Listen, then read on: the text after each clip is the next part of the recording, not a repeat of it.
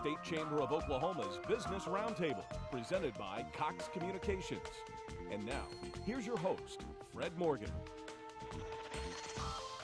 Hello, welcome to the State Chamber of Oklahoma's Business Roundtable. We've partnered with Cox Communications to tell business stories and to talk about business issues that are relevant today. So today, we're going to talk about one of the things that's on everybody's mind, and that is State Question 788, which is the legalization of marijuana. Today we have as our guest Pat McFerron, a veteran of Oklahoma politics, a pollster, and someone who's run a number of state questions in his career. So Pat, welcome to the show. Well, thanks for having me on. Welcome back to the show, Pat. I appreciate being here. All right, and tell our viewers a little bit about your firm and what you do. Okay, well, actually I'm involved with two firms. I have Cole Hargrave Snodgrass and Associates that does polling and has been around since 1989. And then after that founder, Tom Cole, one of the founders there, was elected to Congress and started CMA Strategies.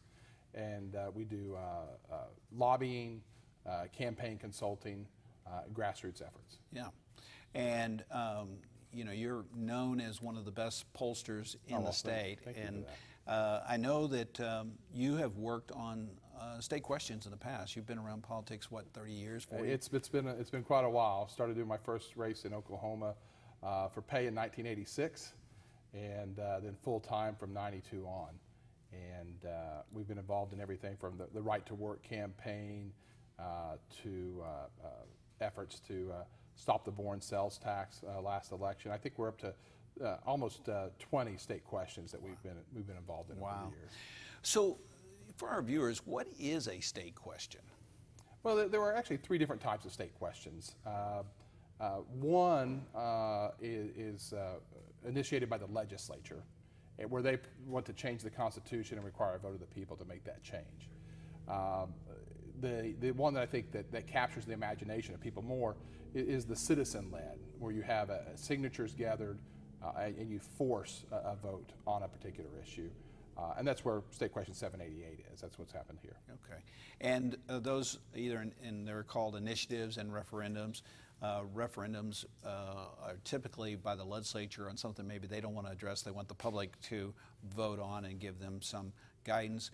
And it can be they can either change the Constitution or they can change the statute as well, right? Correct, Yeah. correct. Initiatives are the same way, but typically they tend to be on a constitutional change. Yeah, although I think it's actually fairly even there. Yep. The initiative ones, because you can do statutory. State Questions 780 and 781, that were the criminal justice reforms. They were statutory. They were statutory, right. So they could be changed. And there's different thresholds on how many you need. And the third kind I didn't mention, it would be a referendum where you're undoing an immediate past action of the state legislature. Right, and we're hearing a little bit that former Senator Tom Coburn may lead one of those, which are fairly rare, to undo the tax package that was passed this year. Yes, my understanding is they're collecting signatures right now. Yeah. So let's talk about State Question 788, and you know we want to talk about a little bit about the timing. They can when the vote is set on those, because sometimes they can be in the general election on a November ballot, or sometimes they can be set on a special election date, or sometimes they'll be on a primary date. Right. Well, I'm a pollster, a lobbyist, and a political hack. But being a lawyer is one sin I don't have to always account for. So, but my understanding on that is that they will be on, once they're approved and go through the process, they will be on the next general election ballot unless the governor sets it at a different time. And that's what's happened on 788. The governor has set it on the June 26th statewide election to coincide with the statewide primary election. Right. So let's start by, what is State Question 788? Well, State Question 788 was an initiative started with signature gathering that purports to be medical marijuana, and that's what the ballot title says. I think we'll probably get into some of the discussion here, that I think it would be the most liberal medical marijuana statute in the nation, and it's why I'm working with a coalition that's against this now. Mm-hmm. And it's going to make, as a political junkie, it's also going to make, since this is on a primary ballot where people will be deciding the Republican and Democrat nominees, it's going to be an interesting time as well, correct? Yes, we're looking at that on a very regular basis. We expect there to be 24, our latest model has 24% of the people we expect to turn out in June to be the first time they voted in a primary election. Oh, wow. Now, those will skew very heavily on the Democrat primary side. We think on the Republican side it'll be a 10 to 12% increase. But I do believe that there's interest in this. At least people are currently saying they're going to participate in this election. And that comes from people both for it and those against it. But having been around this as long as I have been, it's hard to really fathom that much of a greater turnout from this. I mean, it's people tend to be voters or they're not voters, and it's tough to see someone be a new voter. So who are the supporters that went out and captured the signatures to put state question 788 on the ballot? I don't know a great deal about them. Okay. I have no doubt that there are legitimate people that have legitimate concerns and see a real medical need there. I know some of the names and some of they've started some organizations, but as far as the depth of who's behind that and if there's any national money behind that, I don't know that we fully know that yet. So you mentioned that there have been some concerns with the way this ballot question is written, and so I assume some people have reached out to you that have some concerns. I know the business community has a lot of concerns about this. Yeah, I would say that this is actually, I think, a very organic kind of coalition. I routinely work with members in law enforcement, and they were very concerned that the quantity allowed by this means that they don't believe they'll ever be able to charge someone with intent to distribute again. You have the numbers run from 85 joints, I think, is what you can have on your possession at a time. And then I've been told that given the growing ability here, you could if you knew what you were doing with 6 plants and 6 seedlings, that could produce 50 pounds a year, which is a tremendous amount of DEA Schedule I drug. And so law enforcement had concerns. Talked to my friends in the business community that there's a belief that this creates potentially a special class of employee and could jeopardize drug-free workplaces. And I know we'll probably get into that some more. And then I talked to the medical community, and I think they have great concerns because they don't see this as this change from a prescription to a 2-year license, and to not have any kind of threshold and requirement for what that medical condition needs to be as a real problem with the entire structure of how we deal with medicine in the state. So we need to take a break, and then we'll come back, and I want to hear a little bit more about the coalition, and we'll talk about some of the issues with this state question. So stay with me for a minute, and hope you'll stay with us too as we continue to discuss State Question 788, which is on the ballot very soon. Come back.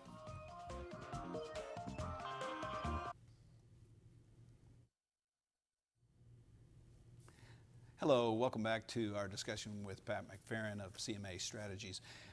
Pat, we were talking about State Question 788, and you're leading the opposition to the state question to legalize marijuana. This particular, your group is not necessarily opposed to legalization of marijuana. They're just really concerned about how loosely this state question is. Correct. We have a broad coalition, as we just talked about.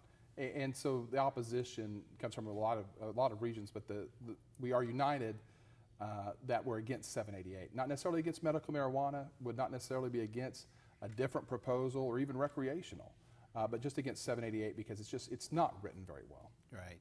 And how is that? There are some processes that these things have to go through. Well, on the initiative side, if a citizen decides to write something, they write it. And really, the debate is about if it's in the single subject rule, which this has been one of the key issues. But I don't think the courts ever look at, was this the intent of what the people wrote? Right. And so nobody's really taken the time, I think, to really evaluate the actual 5 or 6 pages of law that goes into effect here. People looked at the ballot title, and there's always a lot of debate about that. But it's not the court's role to say, are these people do they know what they want to do here? Mm-hmm. Do they realize what this law does? It's just, would this be a law that could be accepted? You mentioned that, I know you just recently filed the organizational paperwork to be able to work against the state question. Who are some of the leaders of that organization? Well, our chairman is Dr. Kevin Taubman, who's he's the immediate past president of the Oklahoma State Medical Association, the doctors group. very involved, very engaged, very knowledgeable on this issue and on medicine as well. The state chamber has now joined our coalition, as has the Oklahoma City Chamber, so we feel we have the business community there. The State Behavioral Health Association's a member. The district attorneys, the state and Oklahoma City Fraternal Orders of Police, district attorneys, Sheriff's Association, and we have quite a few other medical groups, the Oklahoma Hospital Association, anesthesiologists and others. And quite frankly, we've been putting the coalition together for a couple of weeks, and it's probably doubled in size in the last 4 days. It's just continuing. It's a snowball effect. It's starting to really grow and take off. This is coming up very quickly in the June primary election, and you talked a little bit about how this might actually change some of the dynamics of normal primary elections. But let's kind of walk through some of the issues that are being raised by the organization. I know that one issue that I've heard and read about is there doesn't seem to be any regulatory framework in place for if this were to pass. And I know that it says the Department of Health will issue the regulations and do that, but the Department of Health, of course, doesn't have necessarily a great track record, and they've got their own set of problems right now. They don't think they have the capacity to do this. Well, and it's not only that it doesn't provide a regulatory framework, but it doesn't give you any time to create one. I mean, this goes into effect 30 days after passage. Okay. And so even if you say it's not certified until June 30th, you're talking about having to have all the rules done by an agency that doesn't have the staff within 30 days. And so, you know, it's complicated, not just by what you said about there not being a real framework there, but this will be, any 18-year-old Oklahoman would be eligible to get a license and be guaranteed they have that license in hand within 14 days. Right. It's a monstrous task. I'll compare it to our alcohol modernization, where it wasn't even a new product. It was just shifting where an existing product could be sold, and you know we're having a 2-year ramp up on making that happen, and there were 4 or 5 years that went into that process. That's a really good point. I assume you've at least done some research about it. I know that Colorado is still struggling. I don't know, they've had it for what, 4 years or so, and they're still struggling with some of the regulatory framework around that. Yeah, that's absolutely true. And there are questions you can ask that you don't know. You know, what does this do to workers' compensation rates? Right. This is still a federally illegal drug. Insurance companies, it's my understanding, are prohibited from paying for this as part of someone's insurance policy. But we've had courts in I think 5 states now, New Mexico being one of the leaders, that have said employers now have to pay for somebody's marijuana if they're injured on the job. And they'd have to pay it not related to this, the way this is set up. It wouldn't be for that injury, it'd be for the 2-year duration of that license, even if you said there was a medical need for the injury. It's my understanding that this has led to an increase in on-the-job injuries, because the way to get your marijuana paid for is to have a slip and fall at work. Well, as I recall, in Colorado, they also, the proceeds are illegal under federal law, but they're not illegal in Colorado under state law, so state banks can't handle the money. Yeah, I think there are many of those issues. Now, some of those I think we can probably find a way to address if there was a legitimate medical marijuana law and you had time to do this, because other states have done this. Right. But again, this isn't about just medical marijuana, it's about this state question, which doesn't have that framework, doesn't have those issues addressed. Okay. And who would be able to write a prescription to someone, and what are the standards for that under this question? Under this standard, the only requirement is any board certified physician is the terminology that they use.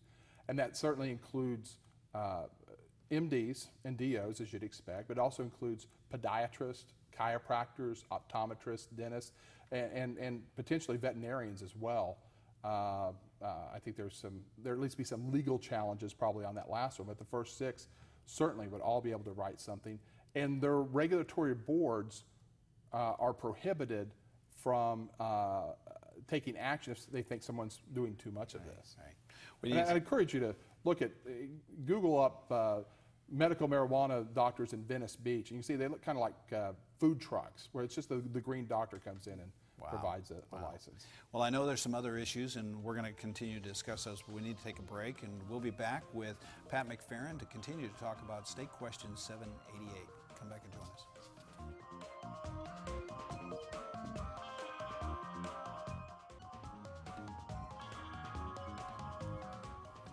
welcome back to our discussion with Pat McFerron on State Question 788, which is the legalization of medical marijuana. Pat, we have been hearing in the State Chamber a lot of concerns from HR directors, human resources directors, about what does this do to their drug testing policies at work, and what does it do about the hiring practices? This is one of the things we've heard a lot about, is if someone is using marijuana and wants to operate heavy machinery, we're looking for a heavy machinery operator. I might not want somebody who is a medical marijuana user. What does this do? How does this work? Well, I think it probably gets down to a legal term of if it creates a special class of employee or not, but it certainly gives special privileges to those who have a medical marijuana license. Mm-hmm. You cannot decide not to hire someone because they have that qualifications. You can't punish them. You can't take any kind of corrective action if they have that, and with one exception. Which almost to me is an acknowledgement that there could be concerns, but unless you will imminently lose federal dollars. So, you know, maybe those that have federal contracts would be exempt from some of these, but as a general rule, it does create a special compartment or class of employees, and it says that you as an employer cannot take these actions because someone uses marijuana. And so I think that means, you know, you probably, maybe you can still drug test, but if you were to drug test and found out someone tested positive, and then you took some other action, if you were accused of taking that action because you knew that, you'd open yourself up for lawsuits. Yeah, one of the things that just struck me when I started reading into this a little bit is how this could be a trial lawyer's dream come true, because whether you're a doctor who refuses to prescribe, or you're an employer who refuses to hire or disciplines an employee for being stoned at work, you may be facing liability and at least uncertainty. I think that's true, and I think that applies to lots of different groups. In fact, a landlord, it looks like a landlord would be forced to rent a home or a dwelling to a medical marijuana licensed person, cannot charge them an extra security deposit, but have to allow them to open up a grow room and grow their 12 plants. And that leads to black mold problems and other issues, but they're not able to put anything up front to say you can't do that. You cannot put special parameters on someone because they have a medical marijuana license, and then they have that right to carry, to grow, and to use. And you mentioned up to 85 joints. Are there, like in liquor laws, where we have you, and other drug laws, where you can't be close to a school? Is there any kind of protection or regulatory framework? The only protection in this about schools is that you can't have a retail establishment within 1,000 feet of a school. But there's actually in there that says that a school has to allow any child, any student to enroll, could be an 18-year-old high school student, to enroll in their school if they have a medical marijuana license. In fact, I think there'd be a real question, at least a lawsuit, if not an outright ability, for a college student in their freshman dorm to not only use, but to start a grow room there. Compared, there are a lot of states around the country that have legalized marijuana. Comparing us to the processes that were used in those other states and the regulatory framework, and whether it's medical marijuana or recreational, how does this state question stack up? It sounds very loose. It is. I think if you could look, I think Pennsylvania and Arkansas are two models that I believe most of the members of my coalition would say, yes, this makes sense. I want to remind everybody, we already have CBD oil that addresses the issues of children having seizures and some of the issues there. It appears to be a medical connection there.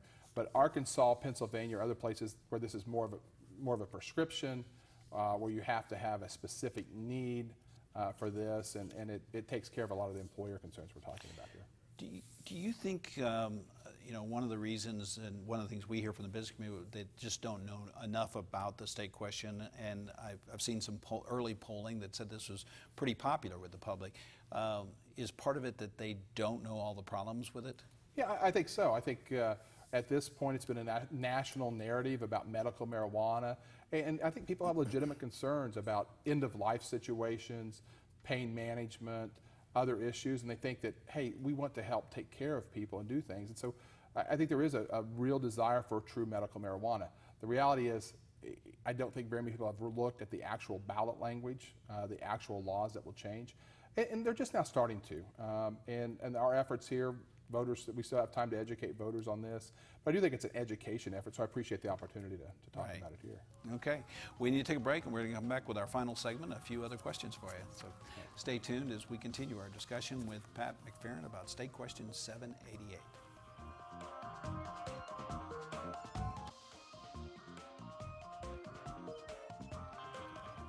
Welcome back to our conference and discussion with Pat McFerron of CMA. We were talking about State Question 788. If this does pass, what are the next steps? It sounds like it's going to be, whatever is going to be done needs to be done quickly. Right. I mean, this goes into effect so quickly. My guess is you'll see a series of maybe executive orders from the governor doing whatever she can to change things. I think you could be dependent on that. But I think that there will be those that look for a special session to fix a lot of these issues. There are legitimate proponents of medical marijuana that also see very stark problems with how this could be implemented, and it could be a disaster if it's not done quickly. Given that we've already had 2 special sessions recently, I think that's a very tough bar to do. But I do think you'll have to do something, because the logistics just don't work. Yeah, I know we were at the State Chamber, we were trying to talk to the legislature to try to put something in place before the state question was voted on, so if it did, we would have a framework in place. Because we were worried about the same things that you're worried about. They're all running for re-election. They're going to be involved in campaigns. They've already been in 2 special sessions, maybe 3. So it may be hard to get them to come in, and plus it's pretty complicated to do the regulatory framework. It is, and I think it would be difficult to have passed. I think there are some things you could have passed early, of course, but for example, this would be taxed at 7%. Recreational marijuana is generally in the 20 to 30% range. I mean, the tax on this will be less than the sales tax you pay in almost every county in the state. Oh, wow. And so you couldn't change that tax and then have the voters vote on 7% later. You know, it would just undo what you've done. So there are some issues there where you couldn't have directly undone what people will vote on here. But one of our goals of the campaign is to make sure that we give the legislature the cover and the credibility to come back in and do the will of the people here. Well, since we've been dedicating this entire show to drugs, I'll switch the topics on you, but still stay on the drug topic. So the opioid crisis, this has been a crisis that's striking the entire country. It's not just Oklahoma. First of all, there have been some things done by the Attorney General, by others. How are people viewing the actions being taken? You know, it's interesting. As I'm doing my polling, I now have to have an entire category for opioid abuse. It's not where education is or leadership or the economy, but it's right there behind it.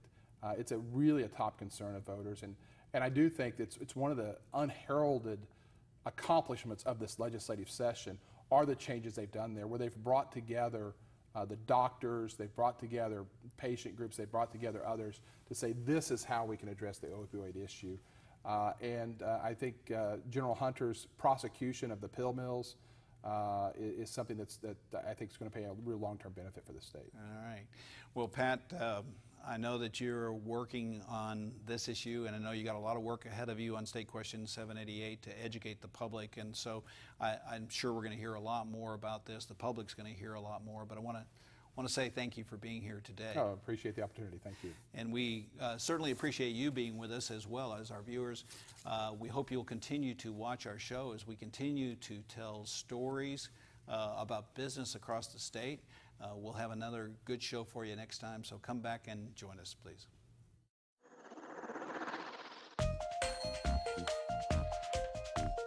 Thank you for watching the State Chamber of Oklahoma's Business Roundtable, presented by Cox Communications.